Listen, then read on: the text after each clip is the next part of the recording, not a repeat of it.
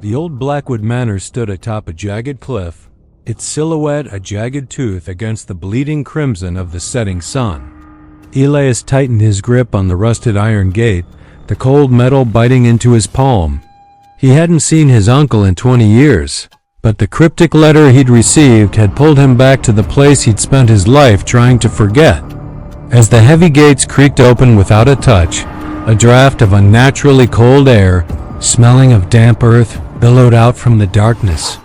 Elias crossed the threshold, his footsteps echoing hollowly on the marble floor of the grand foyer. The interior was shrouded in thick, gray cobwebs that hung like funeral veils from a tarnished crystal chandelier. "Uncle Victor?" he called out. The silence that followed was heavy, broken only by the rhythmic ticking of a grandfather clock.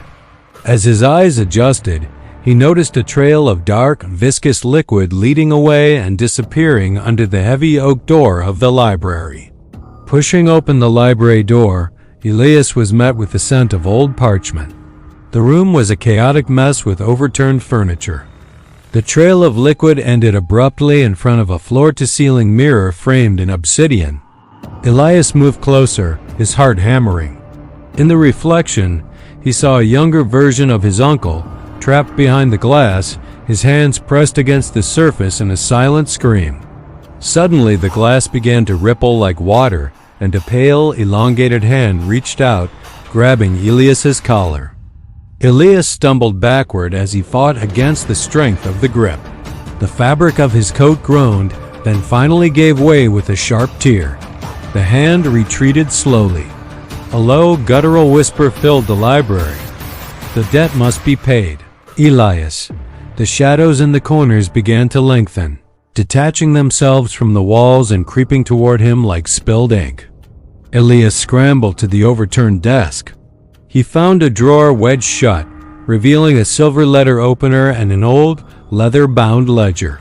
The symbol in the book began to glow with a sickly green light. Elias swung the silver serpent-hilted blade through the air. Wherever the silver touched the ink-black shadows, they hissed and evaporated. He carved a path through the darkness toward the exit. However, the shadows coalesced into a tall, faceless figure standing right in front of the library door. The figure spoke, its voice a chorus of 1,000 souls. "The blade belongs to the master of the house. Is that you, Elias?" "I am the master of Blackwood Manor," Elias shouted. He held the silver blade high. To his surprise, the vibration stopped instantly. The silver glowed with a pure, blinding white light. The faceless figure bowed low, its form dissolving into a swirl of gray mist. Yet, as Elias looked down, he saw the strange circular symbol beginning to etch itself into his palm, burning like a brand. Elias stood in the doorway, the master of a house of ghosts, forever bound to the darkness.